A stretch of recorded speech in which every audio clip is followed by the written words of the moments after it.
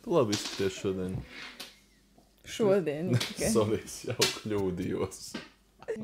Es apskatījos, pirms mēs sākām ierakstīt tikko nu pat. Kā domāt, cik mūsu kanālam ir skatījumi? Kanālam? Jā, YouTube. 2 miljoni. Nu, pamēģini 4,5 reiz vairāk. 10 miljoni. Nē, Es 9. nezinu, cik ir 4,5 reiz vairāk. Tas nekas. Matemātikas klasē kopā mācījāmies. Kā domā, Frāns labi dzird šajā brīdī? Jā. Frančuk, Frančuk, tagad čuču nerunā, klusāk. nerunā Mēs gribam tagad, labi? ierakstīt YouTube video. Viņš teica, nē. Tātad stāsts. Mums ir 8,6, nav 9, ir 8,6 skatījumu mums ir. Bet mēs esam īstenībā pārtraukuši YouTube taisīt. Ja tev... Ko divi viņi Taisīt. pārtraukuši, tad bija malks video. Jā. Nē, bet nu tādā... Mēs kādreiz darījām 3 reizes nedēļā video. Par ko būs šis video? Mēs runāsim par YouTube?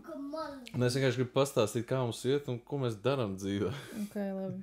Pārāk gari devējas stāstāt. Nu jā, ja tev būtu jāsumē, kāpēc mēs pārstājām darīt 3 video nedēļā mūsu zenītā. Tu varētu kaut kā kopsumēt to. Frančuk? Es pārstāju tāpēc, kad ienāca Francis mūsu dzīvē. Es visu laiku šušinu Franci un paims tā.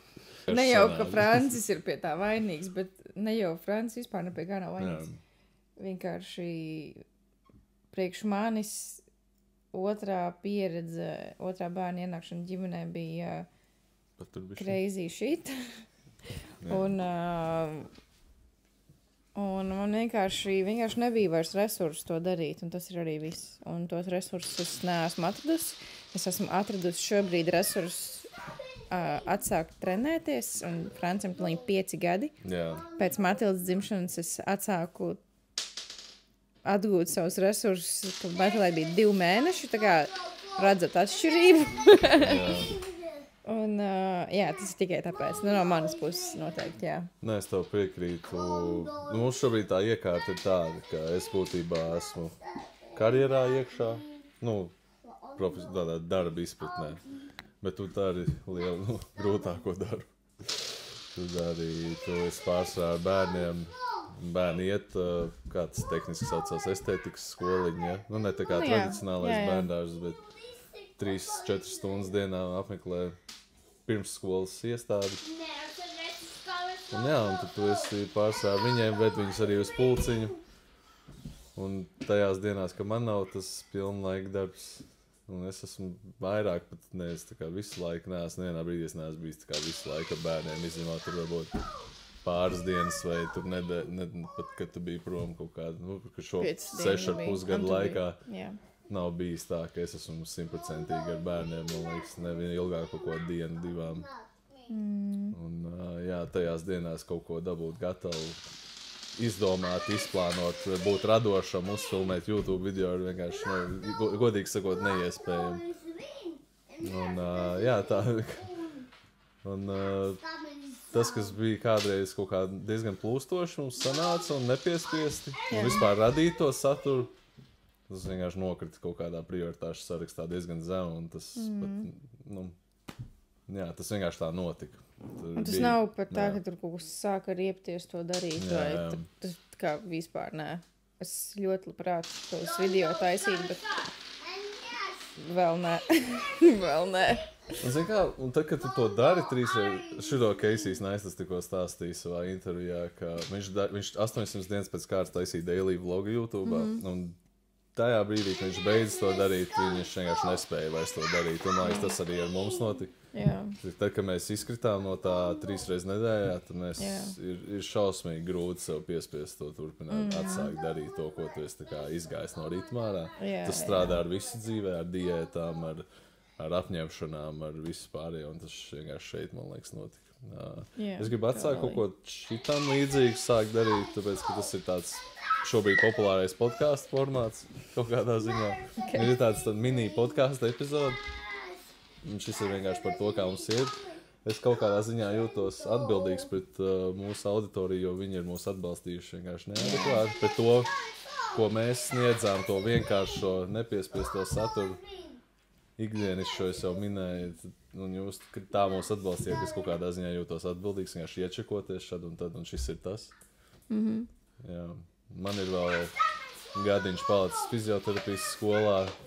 Grūti vispār noticēt, es atceros, ka es vēl šausmīgi lauzos, ka es pēc Amerikas izglītības un uzsākot osteopātijas izglītību šausmīgi negribēju to darīt, jo man likās, ka man pietiks ar akadēmisko izglītību, bet nu jau man ir vēl tikai gads palicis.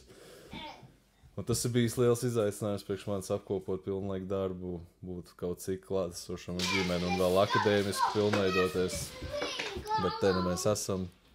Jā, un tur cilvēks dara vienkārši visas iespējamās lietas vienlaicīgi. Tu par Franci vai par mani runā? Par tevi. Un arī viņš, jā. Bet pie visu tā, ko dara, tu esi, nu, protams, tās darbdienas ir tādas, mēs satiekamies stundu vakarā, 2 maksimums. Bet tāpat liekas, ka tu esi diezgan klātesošs, nav tā, ka man liekas, tu esi ar visu to, ka, ja man kāds cits prasa, saku, Gustavs darbā ir visu laiku. Jā. Bet kaut kā tu dabūni gatavu arī to, ka nav tā sajūta, ka tu neesi klātsošs. Es cenšos, man ir iPhone Notes aplikācijā, ka ikdienas uzdevumus rakstu un pirmais entry, pirmais ieraksts ir censties būt klātsošam mājās, jo... Ir citreiz tā, kad ir kaut kāda eksāmeni vai projekti vai sadarbības, kas ir Instagramam jāsfilmē, un tu atnāc mājās, kuras 8, un tev ir 3 lietas vēl jāizdara, bet tā kā ir jābūt bišķiņi ar ģimeni klātsošam, tas ir tie grūtākie brīži. Bet kaut kā menedžē. Kaut kas vēl, par ko mēs varam pastāstīt. Tu kļūst, tu esi faktiski dūla. Vēl nē, vēl pēc bišķi vairāk kā pusgadu. Jā, tev arī ir tās akadēmiskā formalitāte jāpabeidz, bet tu esi cik jau dzemdībās piedalījusies kā dūla apmācībā? Zin kā, pēc 15. beidzu skaitīt. Nav līdz 20 nav vēl tik. Lai kļūt par dūlu formāli ir jāpiedalās praktiski, restīvi praksi jādabū. Praksi man beidzās pēc pirmajām 3 dzemdībām. Tas bija pirmajos 2 kursos, tagad ir 3. kurs, un tu jau esi bijis 11 jau pie 20. Tagad es vienkārši regulāri atbalstu sievietes dzemdībām. Ko nozīmē regulāri, tas ir reiz mēnesī, maksimums 2, ja tur kaut kā super labi sakrīt viss. Jā, tu par to vairāk stāst savā dūlolo. Jā, bet es īstenībā nestāstu, man laikam būtu jāsāk kaut kas tur arī darīt. Jo man arī tam nav spēka. Man nekam nav šobrīd spēka. Man šobrīd liekas, ka man ir tik daudz. Mans lists ir droši vien tikpat garš kā Gustavam, bet Gustavs vienkārši cik iet cauri punktiem. Man ir vienkārši lists, un es vienkārši tik un gaidu vienkārši, kad tas pats no sevis notiks.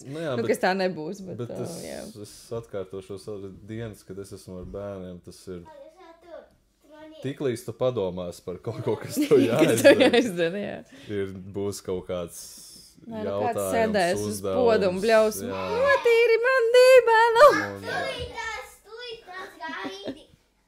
Jūs varētu nebļaut. Nevajag virtuvi izrubīt, labi. Jūs varētu nebļaut vismaz. Labi.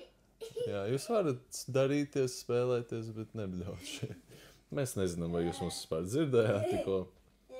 Bet jā, tā mums iet. Mums iet labi. Jā, mums iet labi. Mēs vispār tagad atpūtā. Mēs esam brīvdienu mājiņā, kas arī mums ir sadarbības rezultātā. Un, jā. Ir jocīgi būt darba dienā, brīvdienā. Kas starp šīm brīvdienām ir atkal darba dienas, un tev atkal jābūt atpakaļ ritmā. Ir ļoti jocīgi sajūtas tieši pirms sākām šo video. Es parādīšu, ko viņi dara.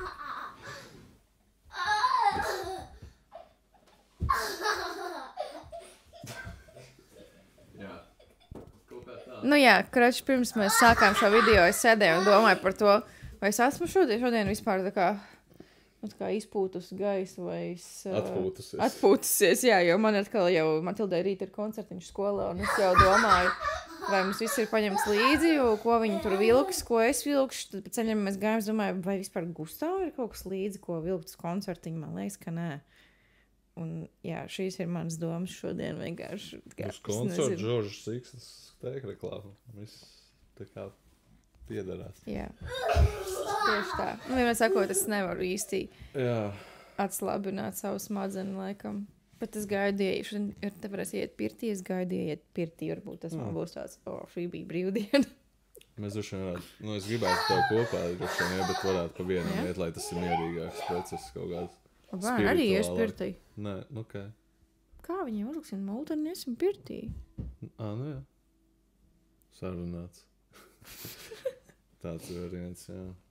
Nu, bet Matilē 6,5 brālim, tūliņ 5. Ja domājies, mēs tikko likām kājiņu, tur vispār mēs stāvoklī kā palikām un laiks skrien. Jā, mēs tikko pie jūras, mēs bijām aizgājuši līdz jūrai un runājām par to, ka tagad man ir kaut kāds pēdējais pusgads. Kāpēc es arī esmu tā kā atgriezusies kaut kādā sev, varbūt, iedomu vēlamajā ritmā. Stāsti. Pots.